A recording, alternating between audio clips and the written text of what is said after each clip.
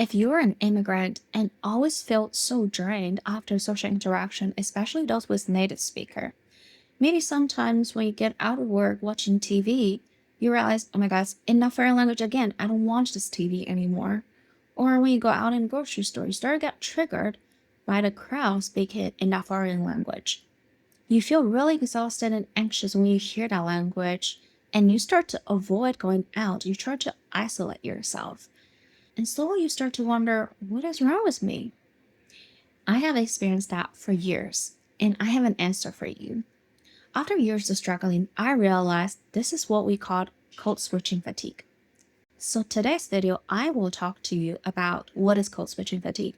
Why do we do it so often as immigrants? And most importantly, what should we do to cope with code switching fatigue so that we are no longer drained all the time? Okay, so first let's talk about what is code switching fatigue.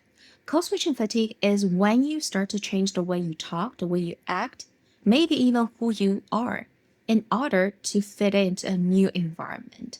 This is a way for you to fit in. It's a way for you to feel safe.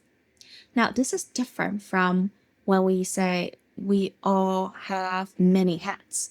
It is perfectly normal for every one of us to have many hats. So let's think about a scenario.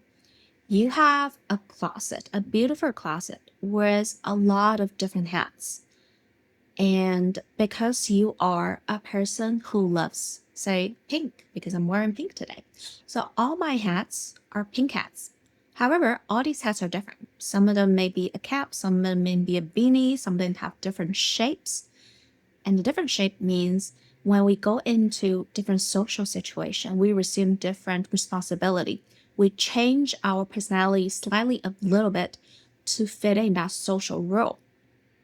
Maybe when I go back home as a wife, I might wear a wife hat so that I will become easier to talk to. I show more lovingness. I become more relaxed. I may act more childish. However, when I leave home, I go to work. I'll put on my professional hat. I'll become a therapist. And in this role, I'll become maybe more motherly, become a wise person. When I speak to my supervisor, I'll switch to a different hat so that I'll become more professionally appropriate. We all have many hats in our closet.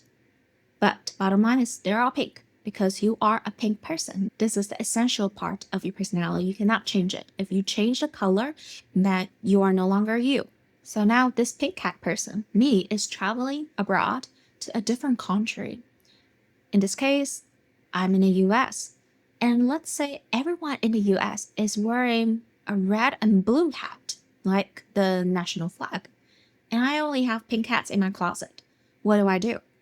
If I go into a situation wearing pink hats where everyone else is wearing red and blue hats, I really stand out. I am the weird one out. And I don't want that. So maybe I'll just go out without wearing any hat. And in order to try to fit in, I'm going to pretend to act like I'm wearing a red or blue hat. And this is a lot of acting. You have to pretend to be someone that you are not. Of course, you're going to feel exhausted all the time. Now that we understand what is code switching fatigue, I'll give a real life example that I had. When I was in my internship program, I joined a private practice where all the therapists there were white women.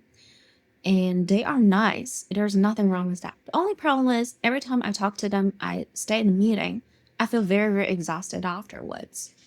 And now what I learned looking back is that people are nice. However, everyone is just wearing their comfortable hats. No one is wearing the hats that I was wearing. And I was trying very hard, consciously or unconsciously, to talk or act like them when I am not them. Soon after I graduate, I joined a different practice where everyone work here has a diverse background. So it's almost like the whole company is full of people wearing weird, bizarre, different hats. And now I don't feel stand out anymore because everyone kind of stands out in this situation. This implies exactly why we code switch. We code switch because we are in an environment that make us feel different, make us feel unsafe. It doesn't mean that people there are mean to you, people there are trying to hurt you. It simply means that when you are in that environment, it's difficult for you to become yourself. And most likely it's because there's some lack of shared characteristic, shared personality, shared trait between you and that group of people. This is a very common reason why we as immigrants code switch, because we are trying to feel safe.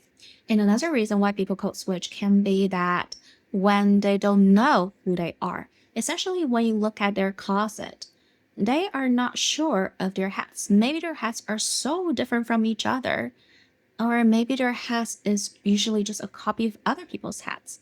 So they miss an essential part of themselves. When you look at my closet, all my hats are pink. So it's easy for you to see that, okay, this is a pink hat person. Maybe when you go to someone else's closet, they have different color hats, but they're all beanie. So you say, this is a beanie hat person. And when you don't have a stable sense of self, or you feel confused about who I am, you can run out of hats. You don't have a single hat in your closet, or all your hats does not represent you. This creates a lot of confusion about who I actually am. And in that case, because you don't even know who you are, so of course, no matter what social situation you go into, you are going to feel uncomfortable. There can be a huge mental toll of code switching. You feel unsure about who you are. You experience a lot of confusion that leads to anxiety. And when you feel so much anxiety, it is very natural for us to want to escape that uncomfortable feeling. So what we do, we isolate ourselves. We try to not engage in any situation that will require us to code switch. Now, let's turn the page and talk about how do we stop this annoying code switching fatigue. First, you must be aware when you are code switching. Awareness always comes first when you want to change yourself. So, what are some ways we can be aware of our self code switching? There are three sources of the signs of code switching. The first one, and I think it's the one that's most easily to observe, is your bodily sensation. If you're in tune with how your body feels, it's very easy to observe if you're code switching. Let's say I go to that internship place every week. By now, I've been there for so many weeks. I should get used to it. However, when I step foot in there, I still start to feel this tenseness in my stomach, in my whole body, in my neck. This is a sign that you are experiencing code switching fatigue. Your body is telling you, I don't feel safe here. There is something wrong that I need you to look into. And if you're not very in tune with your bodily sensation, the second thing you can do is observe your thought pattern. When you are at a place that requires to code switch, a lot of your thoughts goes to self-doubt. Am I acting normally? Is the other people judging me? Should I speak up? Should I not say anything? These are the very common confusion thoughts, a lot of hesitation that happen when you are in the code switching situation. The third sign is simply the change of energy level. Because it's called a code switching fatigue, so if you do it a lot, after you're getting out from that situation, you start to feel very, very tired. You feel like you don't want to hang out with friends. A lot of time you just want to be by yourself, be in a quiet environment because there is a cognitive overload. You feel overstimulated. So after you observe these signs of code switch, then we can work on it, trying to regulate our nervous system. The easiest and most effective way to regulate your nervous system is controlled rhythmic breathing. And the one I like to use most is the 4-6-8. So I'll breathe in for a count of 4, hold my breath for a count of 6, and slowly breathing out through my lip with this kind of sound with a count of 8. After 3 or 4 cycles of breath like that, usually you will feel very calm. This is a science-backed way for you to directly regulate your nervous system. And there's not another way you can directly regulate your nervous system besides the controlled out-breath. This is an essential skill to try. It seems very simple, and I know that everyone tells you about deep breathing, but it is really worth trying. Before you go into a social situation that you have to code switch, practice that first will help your body to feel safe.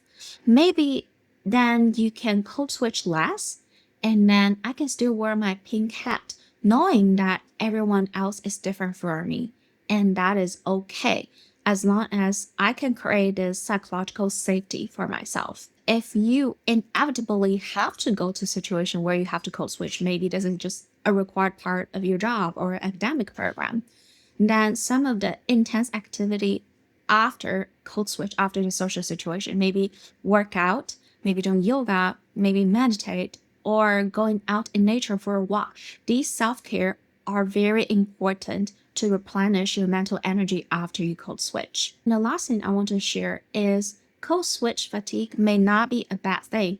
It could be a sign for you to understand which are the group of people where you can feel safe with, which are the group of people that maybe in the future you might need to avoid seeing them.